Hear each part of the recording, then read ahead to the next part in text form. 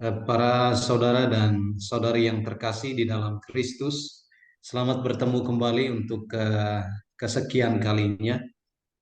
Hmm, Terima kasih atas kepercayaan kepada saya untuk boleh kembali hadir bersama dengan keluarga besar LPF, dan saya mencoba untuk membawakan tema ini ketika kita sedang dalam masa khusus mempersiapkan diri untuk merayakan Paskah.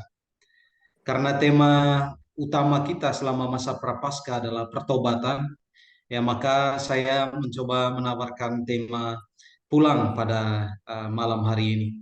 Ini adalah sebuah gambar yang sangat ikonik yang ada di hadapan kita.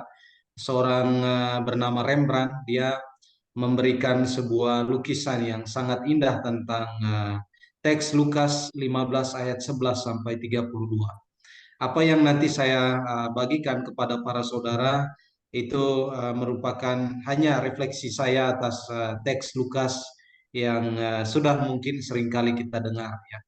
Nah, oke. Mari kita dalami tema ini para saudara. Pertanyaan pertama yang saya ingin ajukan kepada kita pada malam hari ini adalah ada di mana kita saat ini? Kalau kita mau lihat ya, kita tentu ada di sini, badan dan jiwa kita, seluruh diri kita ya. Dan tak ada yang dapat meragukan bahwa kita semua sedang berkumpul bersama dalam Zoom ini, dalam doa. Kemudian tadi kita mencoba untuk menyatu dalam kebersamaan. Ya. Tapi siapa dapat menebak bahwa mungkin sebenarnya kita sedang tidak ada di sini. Ya. Artinya badan kita ada di sini, tetapi jiwa kita sebenarnya sedang berkelana kemana-mana. Ya. Nah, kita mungkin masih sedang ada di suatu tempat yang jauh. Ya. Saya memberi tanda kutip pada kata ada ini, para saudara, untuk menunjukkan bahwa ya kadangkala memang ada keterpisahan yang tidak bisa dipungkiri dalam diri manusia pada tahap tertentu hidupnya. Ya, entah karena berbagai macam alasan gitu ya. Dan itu jauh dari jangkauan dan pengamatan orang lain. Saya boleh melihat bahwa di hadapan saya sudah duduk dengan Manis, ya Bu Regina, kemudian rekan-rekan yang lainnya. Tapi ya kembali lagi tidak ada yang bisa menjangkau ke dalam lubuk jiwa saudara bahwa itu juga memastikan saudara ada di sini bersama dengan saya. Ya. Nah, tempat di mana kita berada, ya, mungkin kita berada di tempat yang kita namakan dengan masa lalu, ya. Dan masa lalu itu bisa menyenangkan, tapi juga bisa tidak menyenangkan. Pengalaman-pengalaman kita bersama dengan orang-orang yang kita kasihi, bersama dengan orang-orang yang mungkin pernah berjalan bersama dengan kita. Kita, para saudara, ada dari antara kita barangkali yang masih terikat oleh pengalaman-pengalaman masa lalunya. Dan pengalaman itu eh, sangat melekat dan sulit untuk berpaling darinya. Maka kalau mau ditanya untuk beberapa dari antara antara kita, ada di mana kita pada saat ini? Bisa berada pada masa lalu kehidupan kita. Badan kita ada di sini, tapi kita masih jauh berada pada masa lalu kehidupan kita. Ya, dan yang lainnya para saudara, mari kita lihat. Ya, ada di mana juga kita? Ya, next. Kita barangkali sedang berada bersama satu orang yang kepadanya kita pernah berada bersama. Ini untuk mereka yang mungkin masih sendiri pada saat ini. Ya, tapi kesendirian itu membuat dia tidak bisa membuat keputusan pada saat ini. Karena masih terikat pada seseorang yang hidup bersama dengannya pada waktu-waktu yang telah lalu. Ya. Atau barangkali dari antara kita yang meskipun sudah bersama dengan orang yang kita kasihi pada saat ini, ada satu orang, ada satu pengalaman yang membuat kita itu masih terpikat berada pada masa lalu, ya. Di mana kita saling mencintai dan berjanji untuk hidup bersama, tapi akhirnya kita harus berpisah karena kita sudah tak bisa bersamanya lagi, ya. Saya menemukan atau berjumpa dengan seorang gadis yang sudah cukup berumur, tapi dia memiliki trauma yang sangat hebat berkaitan dengan relasinya pada masa lalu kehidupannya. Dia mengatakan, "Pastor, saya sudah tidak mau lagi menerima lelaki manapun di dunia ini. Karena saya sudah sangat kecewa, dikecewakan oleh seorang laki-laki yang kepada dialah saya menaruh harapan saya pada saat itu. Tapi karena dia sudah meninggalkan saya, sudah melukai saya, maka saya menutup pintu rapat-rapat untuk kehadiran orang lain dalam kehidupan saya pada saat ini." Nah, itu para saudara, orang bisa saat ini masih berada pada relasi yang tengah telah dibinanya pada masa lalu, ya. Nah, barangkali kita sedang dan selalu berada pada suatu pengalaman pahit masa lalu. Itu juga bisa terjadi. Orang yang memiliki trauma, pengalaman pahit dengan orang-orang, ya, atau dengan situasi yang pada saat itu menimpanya, para saudara, membuat dia tidak bisa membuka cakrawala pemikirannya untuk melihat ke depan. Ya, ada begitu banyak orang seperti ini, para saudara. Ya, maka orang-orang seperti ini kita bisa katakan dia masih pergi, belum pulang. Dia masih pergi dalam arti, ya, untuk apa badan kita berada di sini, tapi sebenarnya jiwa kita itu masih terpaut pada pengalaman pahit masa lalu. Kita juga mungkin masih berada pada suatu kenyamanan dosa. Ya, saya memberi huruf besar di sini tentang kenyamanan dosa, karena kalau mau jujur para saudara, orang bisa merasa nyaman dengan dosa yang dilakukannya. Nah, artinya dia merasa bahwa itu sudah menjadi suatu hal yang biasa. Karena itu sudah menjadi suatu hal yang biasa, sulit untuk mengatakan bahwa ini bukan suatu hal yang baik. Karena itu saya harus meninggalkannya.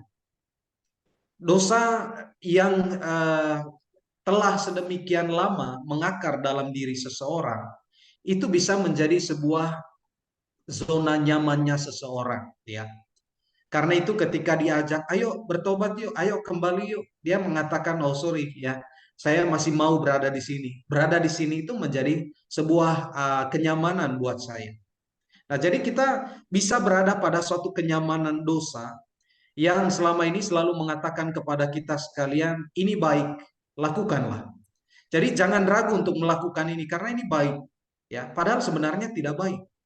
Nah, artinya kita masih bisa terjebak dalam labirin seperti itu para saudara yang dinamakan dengan kenyamanan dosa. Ya, next.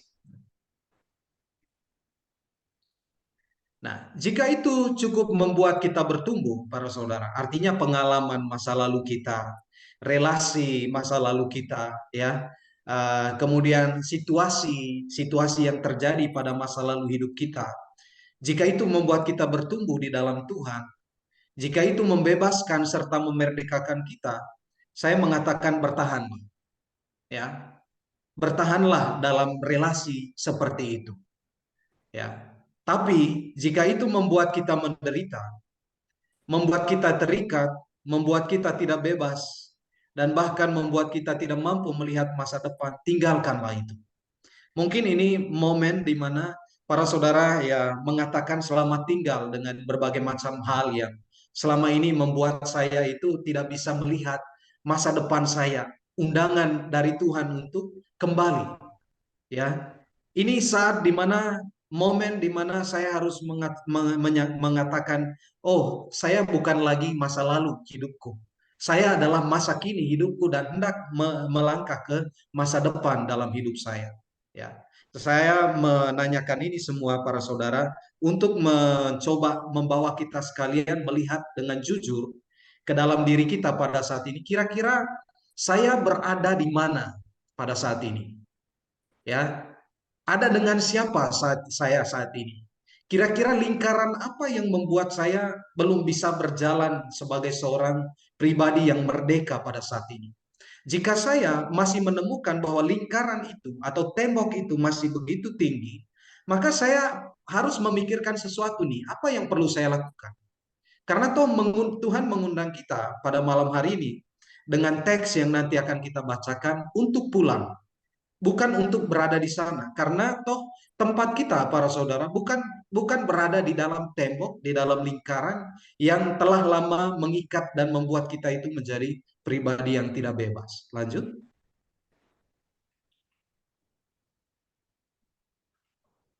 Mungkin ini saatnya untuk pulang dan mengucapkan selamat tinggal. Waktunya untuk melakukan perpisahan dengan apa yang selama ini membuatmu jauh dari rumah. Kita sudah terlalu lama meninggalkan rumah. Ada yang terlalu jauh ratusan kilometer, ada yang mungkin hanya beberapa meter dari rumah, ya. Tapi berapa meter pun, berapa senti pun keluar dari rumah itu para saudara, itu adalah pengalaman pergi. Situasi saat dimana kita sedang tidak berada di rumah, ya. Jangan mengatakan tidak terlalu jauh kok, dekat saja dari rumah saya ini, ya. Tapi ketika saudara memutuskan melangkahkan kaki satu langkah saja keluar dari rumah, itu saat dimana kita sedang tidak berada di rumah saat ini, ya. Dan barangkali ini waktunya untuk tidak hanya mengatakan sebaiknya saya pulang, tetapi bisa lebih dari itu, kita bisa mengatakan saya pulang, saya harus pulang, dan tidak akan pernah kembali berada di sini. Saya harus pulang saat ini. Ya, pernyataan mengatakan saya harus pulang saat ini, saudara harus sadar dulu, saudara sedang berada di mana. Karena tanpa menemukan itu, saudara tidak bisa mengatakan saya harus pulang. Ya, tetapi bagaimana caranya, para saudara? Saya tidak pernah bisa sungguh-sungguh pulang, pernah melakukannya, tetapi rupanya apa yang pernah terjadi dalam hidupku jauh lebih kuat daripada keinginan untuk sungguh-sungguh pulang. Saya pernah mencoba pulang barangkali. Kita pernah mencoba mau pulang, para saudara. Tapi selalu saja ada hambatan, ada hal-hal tertentu yang membuat langkah kaki kita itu enggan untuk pulang ke rumah. Ya, adapun niat yang kita bangun, entah itu pada saat ketika kita datang ke gereja, ikut dalam kegiatan ini, kegiatan itu, tapi toh itu semua tidak membuat komitmen kita itu sungguh-sungguh untuk bisa pulang ke rumah. Sekarang mari kita membaca teksnya para saudara, ya. Oke, belum, ya. Untuk membawa kita pulang, teks Lukas 15 ayat 11 sampai 32 mungkin akan sedikit membantu kita untuk merenung bahwa ternyata alasan untuk pergi itu kadangkala bisa menjadi alasan yang baik, tetapi kadangkala bisa menjadi alasan yang sangat keliru. Kadangkala keputusan yang saya buat untuk meninggalkan rumah Bapa itu sebenarnya alasan yang baik. Tapi sebagian besar alasan memilih untuk pergi itu adalah alasan keliru. Nah, teks ini menunjukkan kepada kita alasan mengapa kita memilih pergi dan mengapa kemudian kita harus pulang. Ada alasan untuk pergi, tapi ada juga alasan untuk pulang. Mari kita membaca teks ini. Satu orang mungkin bisa membacakan untuk kita sekalian. Silakan. Yesus berkata lagi, ada seorang mempunyai 2 anak laki-laki. Kata yang bungsu kepada ayahnya, Bapa, berikanlah kepadaku bagian harta milik kita yang menjadi hakku. Lalu ayahnya membagi-bagikan harta kekayaan itu di antara mereka. Beberapa hari kemudian anak bungsu itu menjual seluruh bagiannya itu, lalu pergi ke negeri yang jauh. Di sana ia memboroskan harta miliknya itu dengan hidup berfoya-foya. Setelah dihabiskannya semuanya, timbullah bencana kelaparan di dalam negeri itu, dan ia pun mulai melarat. Lalu ia pergi dan bekerja pada seorang majikan di negeri itu. Orang itu menyuruhnya ke ladang untuk menjaga babinya. Lalu ia ingin mengisi perutnya dengan ampas yang menjadi makanan babi itu. Tetapi tidak seorang pun yang memberikannya kepadanya. Lalu ia menyadari keadaannya. Katanya, betapa banyaknya orang upahan Bapakku yang melimpah-limpah makanannya. Tetapi aku di sini mati kelaparan. Aku akan bangkit dan pergi kepada Bapakku dan berkata kepadanya, Bapa, aku telah berdosa terhadap surga dan terhadap Bapa. Aku tidak layak lagi disebut anak Bapa. Jadikanlah aku sebagai salah seorang upahan Bapa. Maka bangkitlah ia dan pergi kepada bapaknya. Ketika ia masih jauh, ayahnya telah melihatnya. Lalu tergeraklah hatinya oleh belas kasihan. Ayahnya itu berlari mendapatkan dia, lalu merangkul dan mencium dia. Kata anak itu kepadanya, "Bapa, aku telah berdosa terhadap surga dan terhadap Bapa. Aku tidak layak lagi disebut anak Bapa."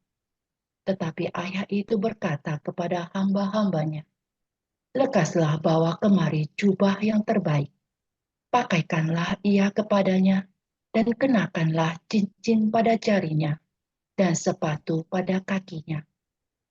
Dan ambillah anak lembu tambun itu, sembelihlah, sembelilah dia, dan marilah kita makan dan bersuka cita. Sebab anakku ini telah mati dan menjadi hidup kembali. Ia telah hilang dan didapat kembali." Maka mulailah mereka bersukaria. Tetapi anaknya yang sulung berada di ladang, dan ketika ia pulang dan dekat ke rumah, ia mendengar bunyi seruling dan nyanyian tari-tarian. Lalu ia memanggil salah seorang hamba dan bertanya kepadanya, "Apa artinya semuanya itu?" Jawab hamba itu, "Adikmu telah kembali, dan ayahmu telah menyembelih anak lembu tambun, karena ia mendapatkannya kembali dengan sehat." Maka marahlah anak sulung itu, dan ia tidak mau masuk. Lalu ayahnya keluar dan berbicara dengan dia. Tetapi ia menjawab ayahnya, katanya, "Telah bertahun-tahun aku melayani Bapa, dan belum pernah aku melanggar perintah Bapa. Tetapi kepadaku belum pernah Bapa memberikan seekor anak kambing untuk bersuka cita dengan sahabat-sahabatku. Tetapi baru saja datang anak Bapa yang telah memboroskan harta kekayaan Bapa bersama-sama dengan pelacur-pelacur. Maka Bapa menyembelih anak lembu tambun itu untuk dia." Kata ayahnya kepadanya, "Anakku, engkau selalu bersama-sama dengan aku, dan segala kepunyaanku adalah kepunyaanmu. Kita patut bersuka cita dan bergembira karena adikmu telah mati dan menjadi hidup kembali. Ia telah hilang dan didapat kembali." Oke. Nah, para saudara, ini teks yang cukup panjang. Saya tidak akan memberikan tafsiran yang lengkap tentang teks ini, karena teks ini begitu kaya ya untuk direnungkan. Saya hanya mau melanjutkan apa yang tadi saya mulai pada awal tentang perjalanan pulang. Ya. Nah, sebelum kita lebih lanjut melihat itu, kita mau melihat dulu tentang kita yang pernah pergi. Kalau ada perjalanan pulang, ada pasti perjalanan perginya. Nah, anak bungsu ini diceritakan tinggal bersama dengan bapaknya di rumah. Dan rumah itu selalu merupakan gambaran yang paling baik tentang relasi, tentang kedekatan, hubungan ya antara yang dekat antara bapak dengan anaknya. Sayang sekali dalam teks ini tidak diceritakan di mana ibunya. Tetapi ini sangat baik untuk menegaskan bahwa dalam diri sang ayah, dalam maskulinnya seorang laki-laki itu di sana juga terdapat prinsip femininnya. Ya, ada seorang laki-laki yang punya jiwa seorang ibu. Ya.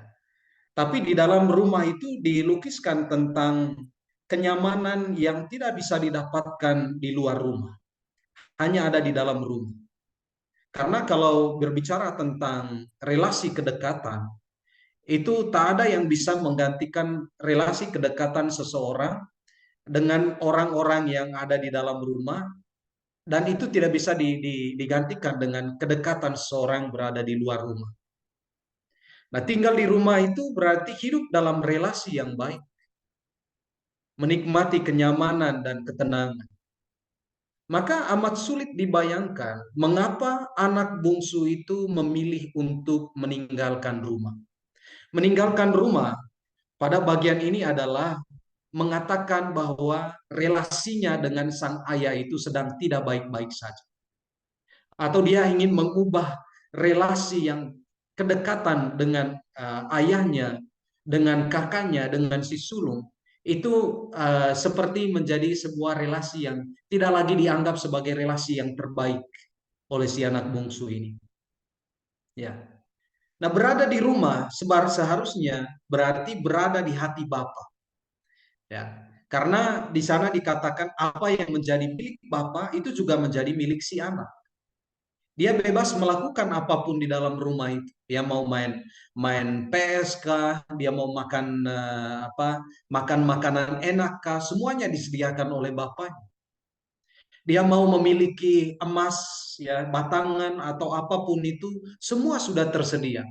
Karena itu tadi, ya, bapaknya itu adalah seorang yang baik, yang pasti memberi apa yang diminta kepadanya oleh si anak.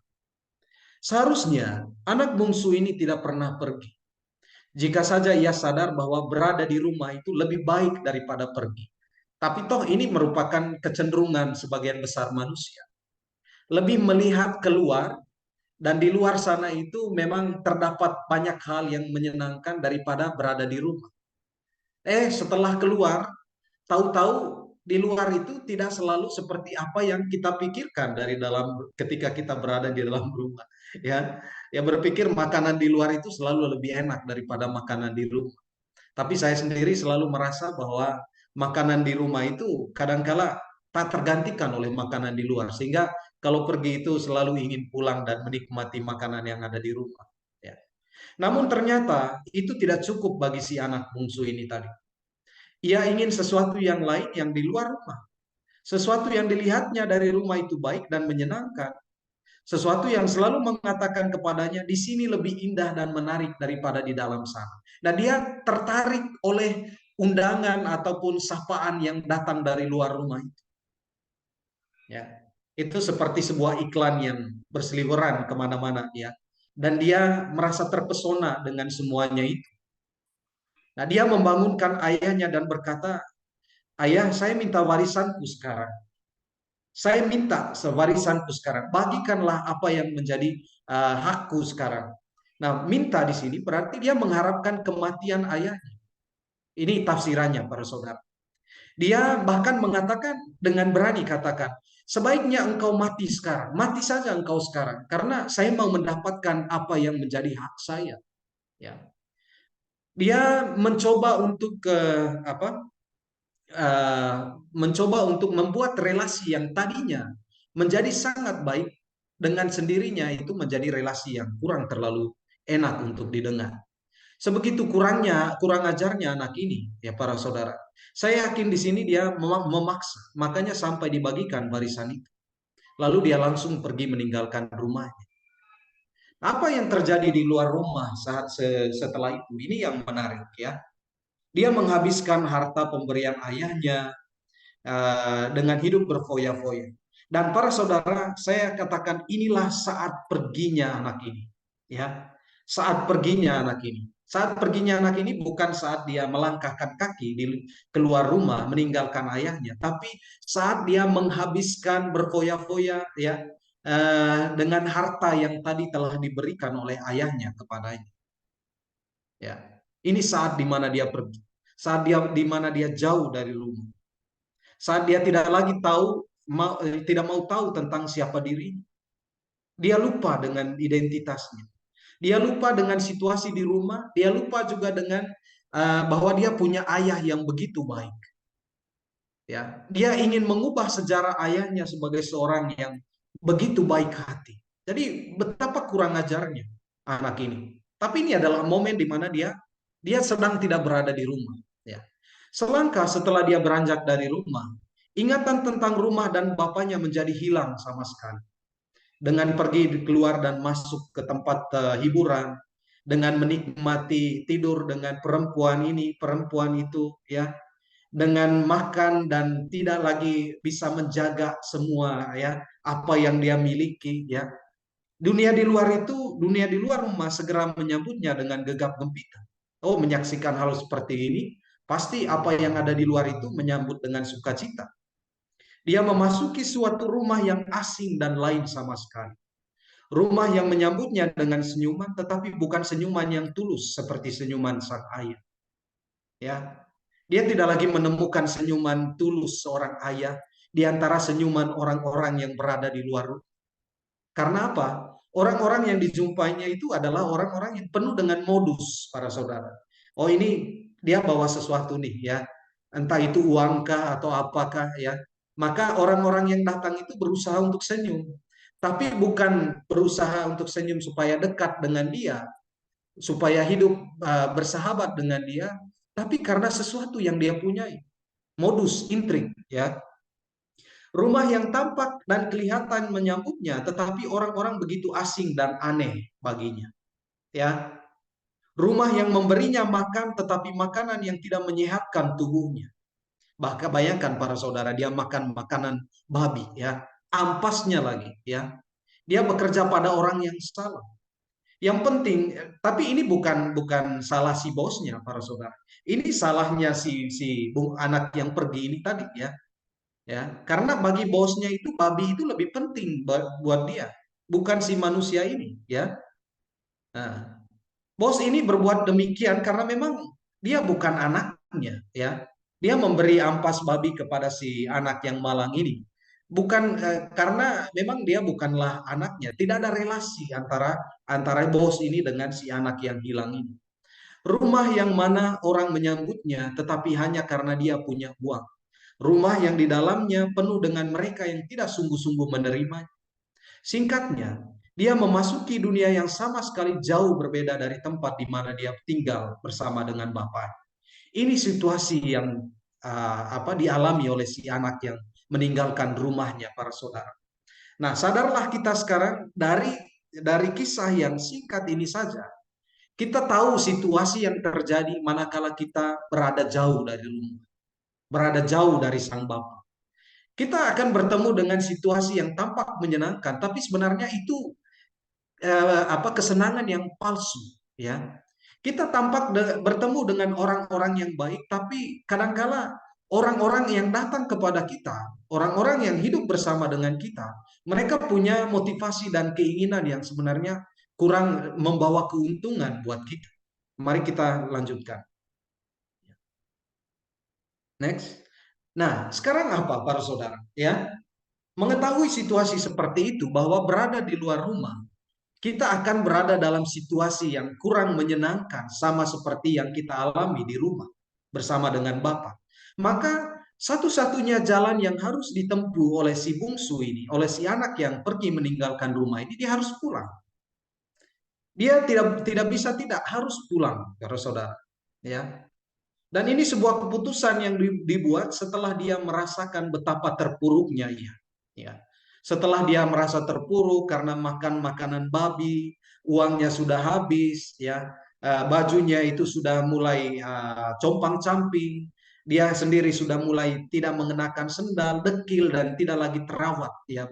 Lalu dia dalam situasi seperti itu, dia mengingat sebuah keadaan di rumah bersama dengan Bapa. Apa yang dia katakan?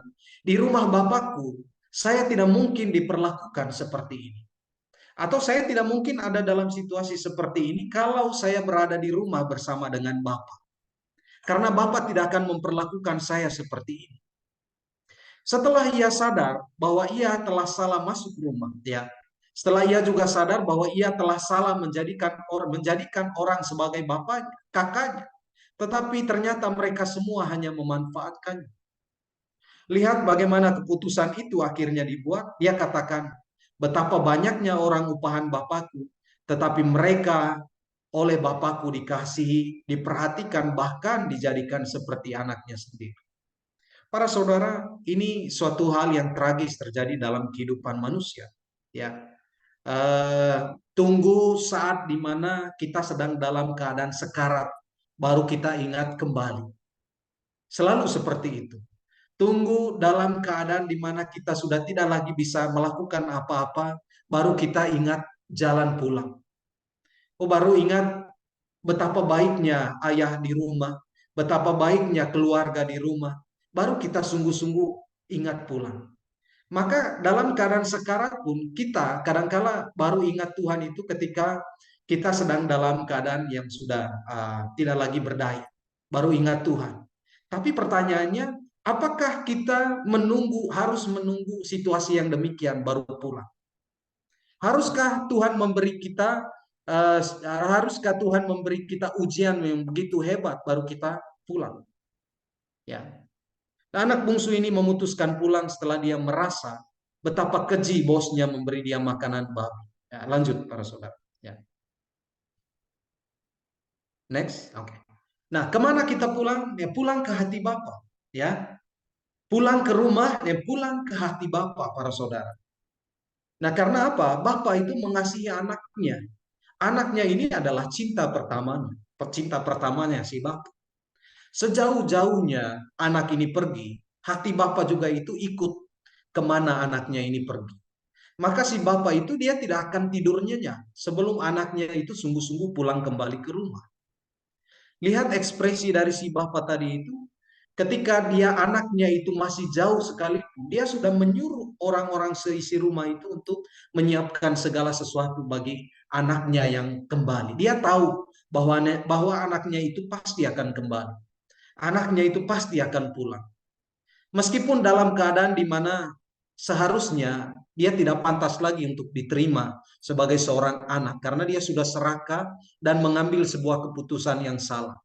Harusnya anak itu sudah harus menanggung risiko yang telah dibuatnya sendiri atas apa yang telah dibuatnya sendiri. Ya.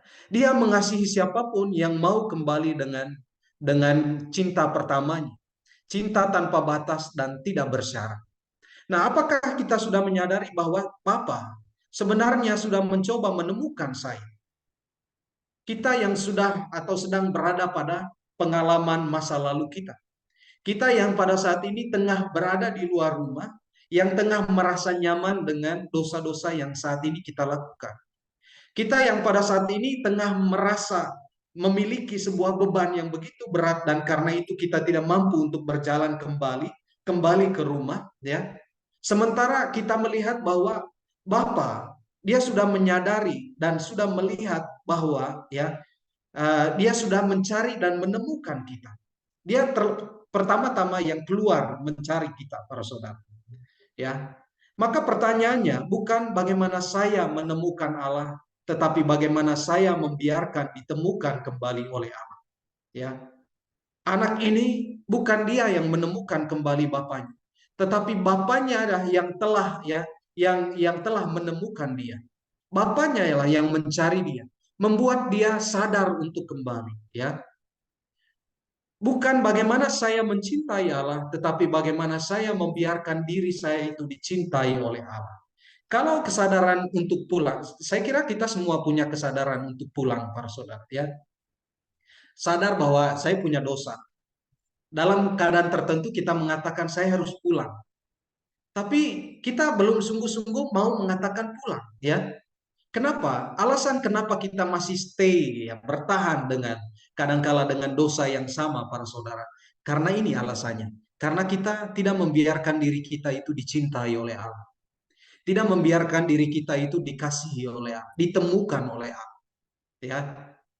Karena kita masih menutup pintu bagi perjalanan pulang. Padahal Tuhan itu sudah menemukan kita. Yuk pulang yuk. Kembali yuk. Kemana? Kembali ke rumah. Kembali berada bersama dengan saya.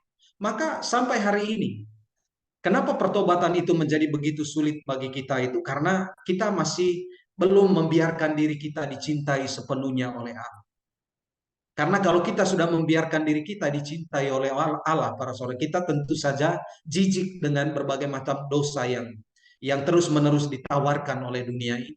Kita pasti akan merasa enggan untuk melakukan dosa. Bagaimana kita mau melakukan dosa kalau kita sudah terlanjur mencintai dan dibiarkan dicintai oleh Tuhan? Kita tidak mungkin mau melakukan dosa. Tapi lihat problemnya ternyata di sini. Saya sendiri ya merasa bahwa saya belum sepenuhnya membiarkan diri saya ditemukan oleh Tuhan. Membiarkan diri saya itu dicintai oleh Tuhan.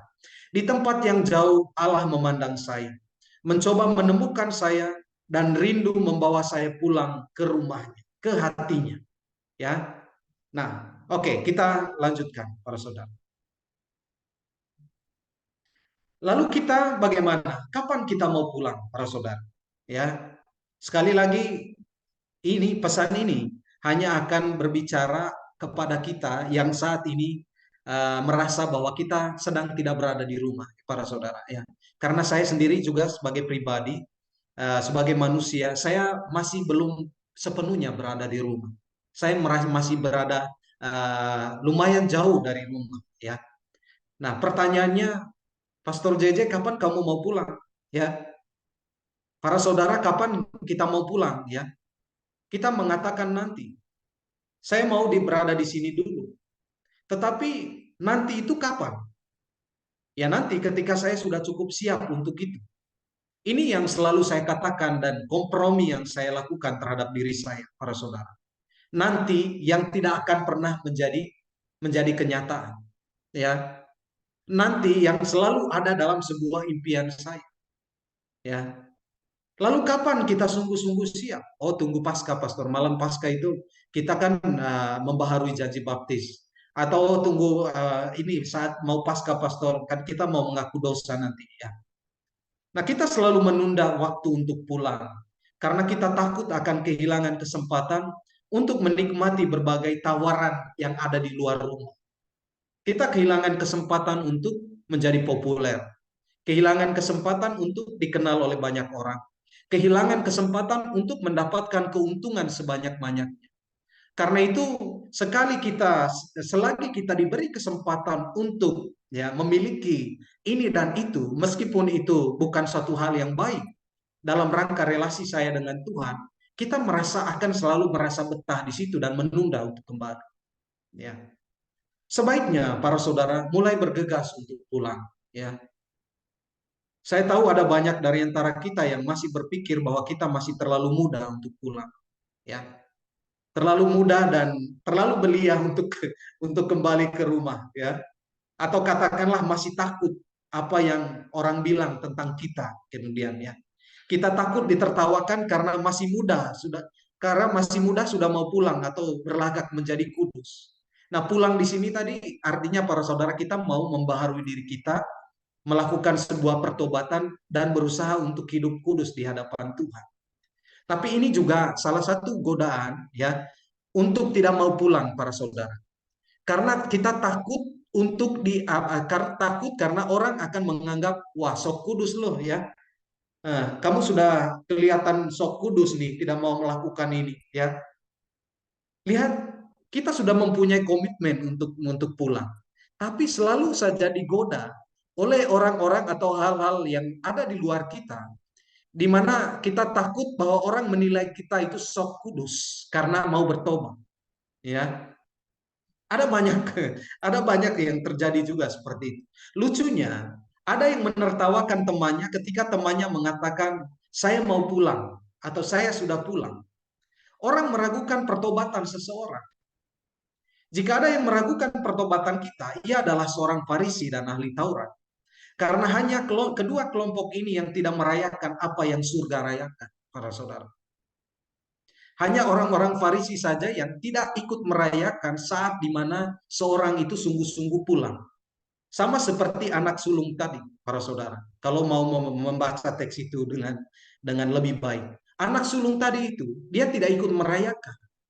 Ya, padahal bagi ayahnya, pulangnya si anak bungsu itu merupakan suatu keadaan yang mesti dirayakan. Ya, harus dirayakan. Karena itu kalau ada saudara-saudara atau teman-teman saudara yang mengatakan saya mau bertobat sekarang, itu harus dirayakan para saudara. Ya, harus dirayakan apa? Karena apa? Karena Tuhan menginginkan itu. Ya, oke, lanjut. Saya kira sedikit lagi ya. Sekarang para saudara, undangan yang terakhir karena waktu kita tidak terlalu banyak pada saat ini ya. Para saudara masih mau memilih bertahan berada di luar rumah atau memilih untuk kembali? Tapi saya katakan mari pulang saudara-saudari ya. Karena sesungguhnya berada di rumah, menjadi anak Bapa, tinggal serumah dengan Bapa, lebih menjamin kita untuk bisa bahagia dalam hidup kini dan di akhirat. Mari pulang. Pulang kemana? Ke rumah. Rumah di sini maksudnya apa? Rumah di sini, rumah yang adalah Tuhan sendiri. Hati Bapa tadi saya sebutkan. Ya, kalau ada ketakutan untuk pulang, mohonlah Roh Kudus untuk memberanikan saudara untuk pulang. Apapun bentuk di mana saudara masih berada jauh dari rumah itu, seperti apapun situasi. Sekali lagi, mau berada ratusan kilometer atau mil sekalipun, saudara jauh dari rumah, lakukan perjalanan pulang. Atau mau berada satu langkah pun dari rumah, masuklah ke dalam rumah.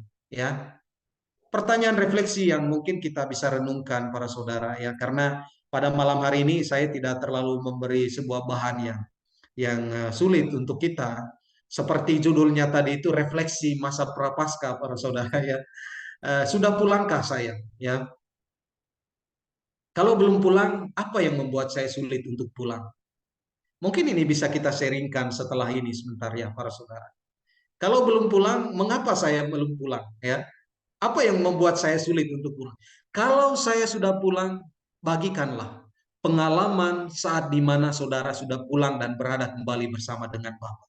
Karena itu bisa jadi menjadi sebuah ya, sebuah alasan bagi teman-teman yang hadir pada malam hari ini untuk memilih pulang setelah mendengar kesaksian saudara saat di mana saudara sudah pulang berada bersama dengan Bapa di dalam rumah. Itu saja yang bisa saya bagikan pada malam hari ini, para saudara. Saya kembalikan lagi ke moderator kita malam ini.